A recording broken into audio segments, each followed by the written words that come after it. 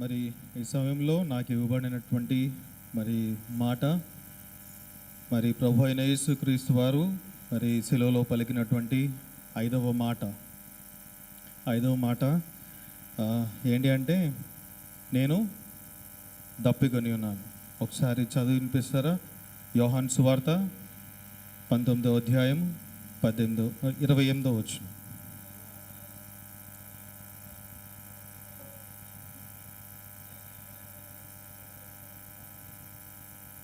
ఆమేన్. అటు తర్వాత సమస్తము సమాప్తమైనదని ఎరిగి లేఖనాలు నెరవేరునట్లు నేను దప్పిగొని ఉన్నాను. ఇక్కడ మరి చూస్తే మరి ఆ సమయానికి దేవుడు ఈ మాట మరి శిలువలో పలికిన సమయానికి మరి ఇంకెంతో సేపు లేదు ఆయన ప్రాణం విడిచిపెట్టడానికి, కొద్ది క్షణాలు మాత్రమే. ఎందుకంటే 7 మాటలు పలికిన తర్వాత దేవుడు తన ప్రాణాన్ని తండ్రికి అప్పగించుకున్నారు. మరి ఆ చివరి క్షణాల్లో నేను దప్పికొని ఉన్నాను అని దేవుడు పలకటం అక్కడ మనం చూస్తాం.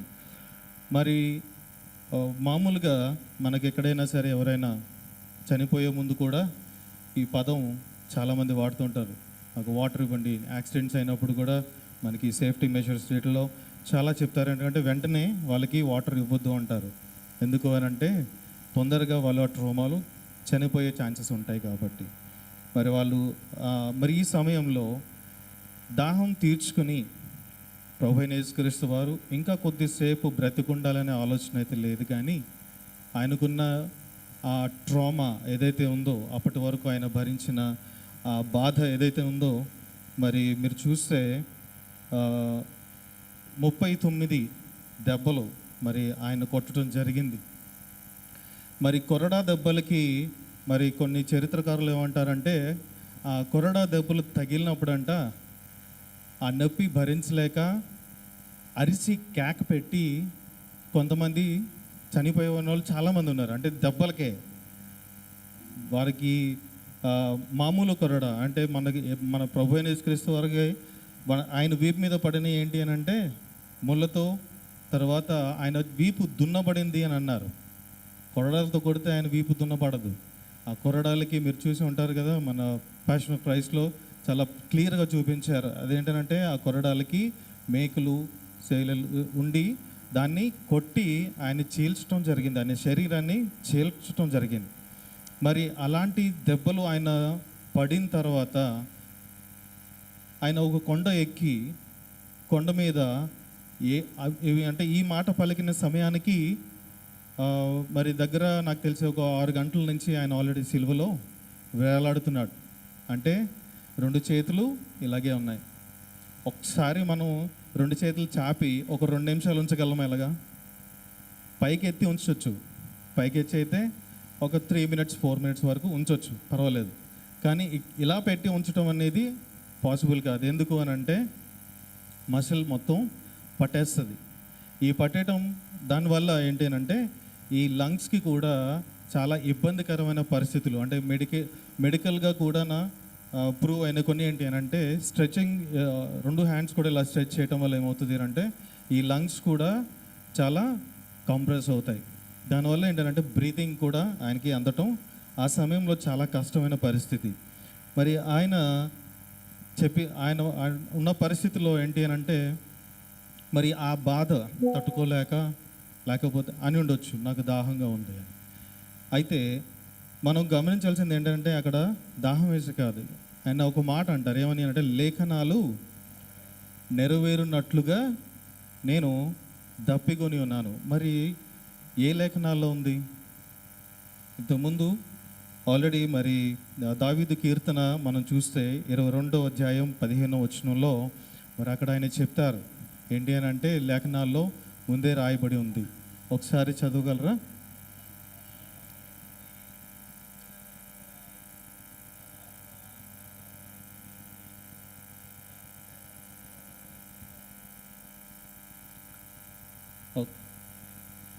చల్ మరి అక్కడ ఆయన చెప్పడం ఏంటంటే నాలుక మొత్తం ఎండిపోయి దవడకి అంటుకొని ఉండి మరి ఆయనకి మాట్లాడడానికి కూడా అవకాశం లేని పరిస్థితి. అలాంటి ఇది జరుగుతుంది అని ఎప్పుడు రాశారు? ఎవరు రాశారు? దావీదు ఎప్పుడో రాశారు, ఈయన రాకముందే. అంతే కదండి. మరి ఆ లేఖనాలు ఏదైతే రాయబడి ఉన్నాయో, రాయబడిన లేఖనాలన్నీ కూడా మరి నెరవేరటానికి మరి ఆయన దప్పికని ఉన్నాడు. అయితే ఇప్పుడు ఇక్కడ ఆయన దప్పిక ఏంటి? నీళ్ళేనా? దాహమేనా? ఆయన దప్పిక ఇక్కడ ఏంటి అని అంటే ఆత్మల రక్షణ. మరి ఆత్మల రక్షణ తాలూకా మరి దప్పికను దేవుడు ఇక్కడ మనకి చెప్తున్నాడు. మరి చూస్తే మరి పాపము కలిగిన మరి స్త్రీ, సమరయ స్త్రీ, మరి సమరయ స్త్రీ కూడా మరి బావి దగ్గర ఉన్నప్పుడు దేవుడు ఒక మాట చెప్తాడు. ఏంటంటే, అమ్మా నేను దాహంతో ఉన్నాను, నాకు కొంచెం నీళ్ళు ఇవ్వు అంటాడు. మరి ఆ లేఖనాలు ఎక్కడైనా మరి ఆ సమరయ స్త్రీ ఆయనకి నీళ్ళు ఇచ్చినట్టుగాను, లేకపోతే ఆయన దాహం తీర్చుకున్నట్టుగాను మనకి ఎక్కడ కనబడదు, ఉండదు. కానీ అక్కడ ఆయన దాహం తీరిందంట. ఎలా తీరింది? అక్కడ ఆమెకు రక్షణ ఇచ్చాడు దేవుడు. ఏమని? నా దగ్గరకు వచ్చిన వారికి నిత్య జీవముగానే నీళ్ళని నేను ఇస్తాను. సో అది తీసుకున్న వాళ్ళకి ఇంకెప్పటికీ దాహం వేయదు. అంటే నిత్య జీవం కలిగిన మరి ఆ నీరు ఆయన దగ్గరే ఉన్నప్పుడు ఆయన తప్పుకోవడం ఏంటి కదా. ఆయన ఇక్కడికి వచ్చిన తర్వాత, అంటే భూమి మీదకి వచ్చిన తర్వాత ఆయన చేయవలసిన పని అంతటిని కూడా ముగించుకొని ఆయన మళ్ళీ తిరిగి ఆరోహణమయ్యే సమయం ఆసన్నమైంది. కాబట్టి ఆ బాధ్యతను ఆయన స్వరూపంలో చేసుకున్న మనకి అప్పగిస్తూ ఆయన ఆ సిలువలో ఆ మాట చెప్పి ఏంటి అని అంటే, నేను తప్పికొని ఉన్నాను అని. ఇప్పుడు ఆ సందర్భంలో చూస్తే అక్కడ సమరీ స్త్రీ ఏం చేసిందండి? ఒక మాట అంటది. ఏమని అంటే, ఆయన నా గురించి చెప్పిన దాన్ని బట్టి నా కుండను అక్కడే వదిలేసి నేను వచ్చేసాను అన్నాడు. ఎక్కడికి వెళ్ళింది? గ్రామంలోకి వెళ్ళింది. ఈ గ్రామంలోకి వెళ్ళి ఏం చేసింది అని అంటే సువార్త ప్రకటించడం మొదలుపెట్టింది. ఏంటి అని అంటే, మరి సమరయ స్త్రీని ఎవరు కూడా యాక్సెప్ట్ చేసేవారు కాదు కదా. కానీ తినేంటేనంటే, నేను ఏం చేశానో ఇన్ని సంవత్సరాలు బట్టి, నా బ్రతుకేంటి, నా జీవితం ఏంటి అనే ప్రతి దాన్ని కూడా ఆయన నాకు వివరించి చెప్పి నేనేంటో చూపించాడు. కాబట్టి ఆ కుండను నేను అక్కడే వదిలేశాను. ఏ కుండ? నీళ్ళ కోసం తీసుకెళ్ళిన కుండ కాదు, పాపం అనే కుండను అక్కడే వదిలేసి నేను ఇప్పుడు మీ మధ్యలోకి వచ్చాను. ఏంటి అని అంటే, ఆయనను మీకు పరిచయం చేయడానికని నేను ఈ గ్రామంలోకి వచ్చాను అని చెప్పి ఆవిడ స్వార్థ ప్రకటించడం మొదలుపెట్టి మరి ఎంతోమందిని ఆవిడ రక్షించడం జరిగింది. మరి అక్కడ యేసు ప్రభు వారి దాహము అలా తీరింది. అంతేగాని అక్కడ ఆవిడ కొండలో నుంచి నీళ్ళు ఇచ్చిందని, లేకపోతే నీళ్ళు త్రాగి కానీ అక్కడ దాహం తీరినట్టుగా మనకి ఎక్కడ లేఖనాల్లో ఉండవు. అయితే అట్టి మరి ఆసక్తి, మరి అలాంటిది ఒకటి మనకు కూడా మనం కలిగి ఉండాలని మరి ప్రభు అయిన వారు మరి సిలువలో చెప్తున్నారు.